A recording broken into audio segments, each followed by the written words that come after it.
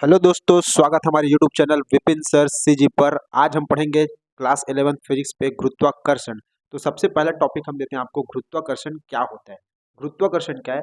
तो किन्हीं भी दो पिंड को बीच, किसी भी दो पिंड है उसके बीच लगने वाले जो आकर्षण जो बल है उसको हम गुरुत्वाकर्षण कहते हैं। बस जैसे कि पृथ्वी हमारा एक पिंड है, दूसरे पिंड हम मान लेते हैं चंद्रमा को, तो दोनों के बीच जो आकर्षण बल लगेगा उसको हम बोलेंगे गुरुत्वाकर्षण।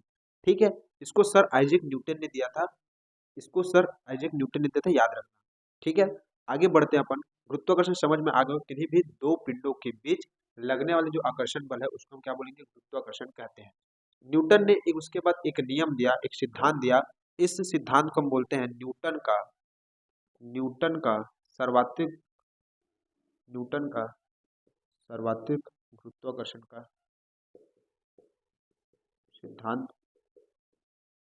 ठीक है, ये इंपॉर्टेंट है, ये पेपर में आता है। ठीक है, तो इसके लिए क्या करते हैं? सबसे पहले इसके लिए हम सबसे पहले दो पिंड लेंगे। क्या कैसा पिंड लेंगे? दो पिंड लेंगे। मान लो पहला पिंड है, इसका जो द्रव्यमान है वो है m1। फिर इसी की तरह हम एक और पिंड लेते हैं, एक और पिंड लिए, इसका द्रव्यमान क्या है? m2 है। दो पिंड लिया, एक पिंड का द्रव्यमान m1 है और दूसरा पिंड का द्रव्यमान क्या है? m2 है। सबसे पहले क्या लिखेंगे? माना कि m1 और m2 द्रव्यमान के दो पिंड है। ठीक है, दोनों के बीच की दूरी दोनों के बीच की दूरी r है। दोनों के बीच की दूरी क्या है? r है। ठीक है, दोनों कुछ दूरी पर रखा हुआ है। इस दूरी को हम नाम दे देते हैं क्या? r दूरी नाम दे देते हैं। ठीक है, इसके बीच लगने वाले जो आकर्षण बल है, इन दोनों के बीच एक बल कार्य करेगा जिसको हम क्या बोलते हैं? आकर्षण बल। दोनों एक दूसरे को पास लाने की कोशिश करेंगे, दोनों एक दूसरे को क्या करने की कोशिश करेगा? पास लाने की कोशिश करता है ना। अब देखो, इस पे क्लियर है कहानी। सबसे पहले क्या लिखेंगे? माना कि m1 m2 दरम्यान की क्या है? दो पिंड है जो एक दूसरे से r दूरी पर रखी हुई है, जिसके ये और एक दूसरे से r दूरी पर रखी हुई है और आकर्षण बल F के द्वारा जुड़ा हुआ है ये। ठीक है, अब देखो इसका परिभाषा क्या लिख सकते हैं? सबसे पहले परिभाषा क्या लिखेंगे? देखो, किन्हीं, ध्यान से समझना, किन्हीं दो पिंडों, ठीक है, किन्हीं दो पिंडों के बीच, किन्हीं दो पिंड, देखो दो पिंड लिए, किन्हीं दो पिंडों के बीच लगने वाले, किन्हीं दो पिंडों के बीच लगने वाले आकर्षण बल, किन्हीं दो पिंड है उसके बीच लगने वाले कौन सा बल? आकर्षण बल, है ना। उनके द्रव्यमान, ध्यान से समझना, उनके द्रव्यमान, द्रव्यमान m1 और m2, ठीक है, के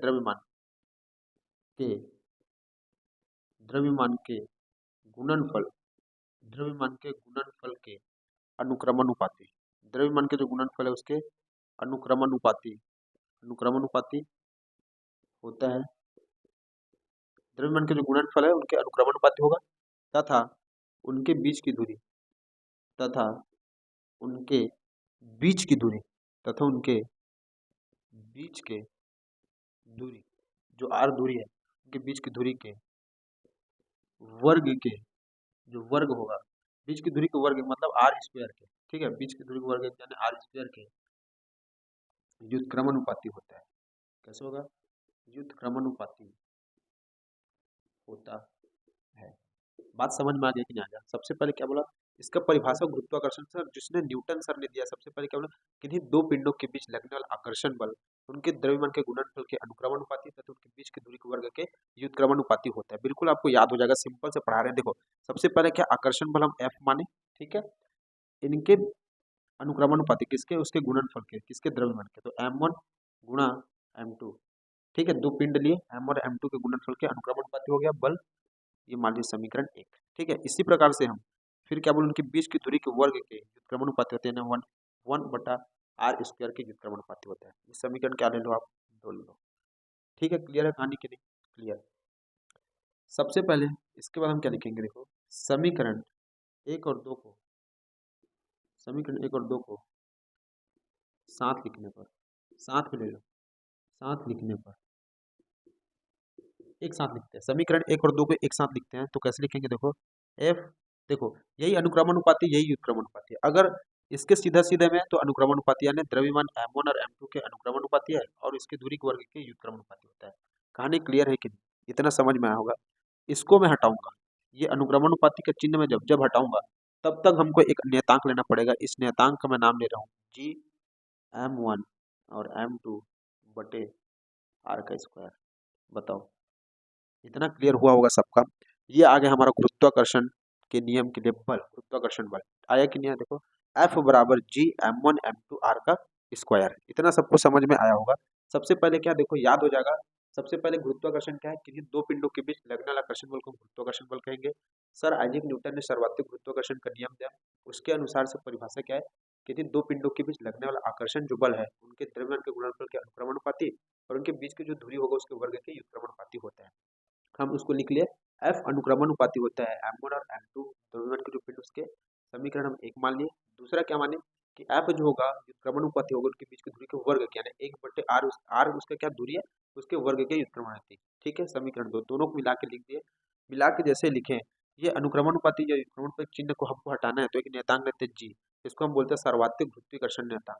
जी को क्या बोल सकते हैं हम, जी को हम क्या बोलेंगे, यहाँ पे लिख दे रहा हूँ मैं, जी क्या है, सर्वाधिक सर्वाधिक गुरुत्वीय नियतांक है, नियतांक। ठीक है, जी क्या है, जी जो है हमारा सर्वाधिक गुरुत्वीय नियतांक है।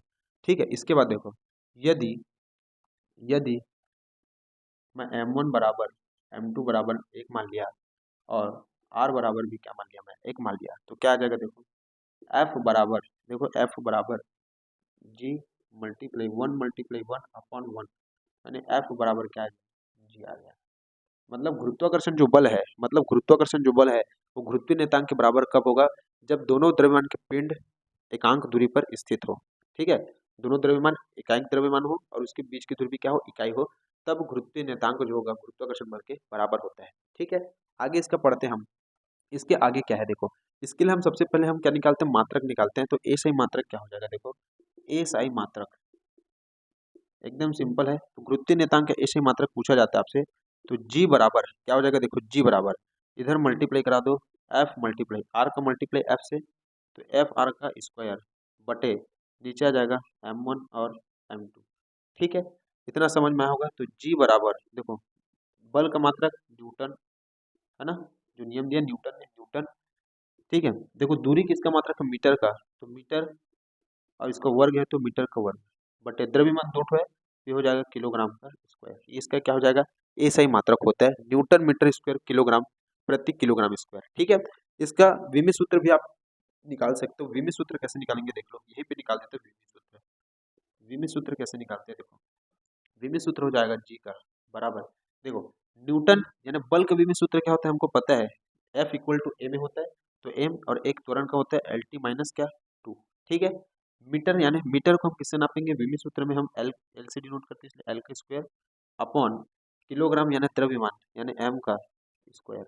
होगा कि नहीं होगा, यहाँ से एक m कैंसिल आउट हो गया। ठीक है, अब देखो यहाँ पे टोटल कितना आ रहा है, एक m ऊपर जाएगा तो जो नीचे है प्लस में वो ऊपर जाएगा वो माइनस में आ जाएगा, तो m-1 एल दो यहाँ पे एक है तो एल की का पावर कितना हो जाएगा 3 और t-2 है तो t-2, ये आपका विमित सूत्र आ जाएगा। क्लास बिल्कुल आपको समझ में आया होगा, हम उम्मीद करते हैं। ऐसे वीडियो देखने के लिए बने रहिए हमारे हमारे यूट्यूब चैनल के साथ, और चैनल को ज़्यादा से ज़्यादा सपोर्ट करिए, सब्सक्राइब करिए और शेयर करिए। धन्यवाद।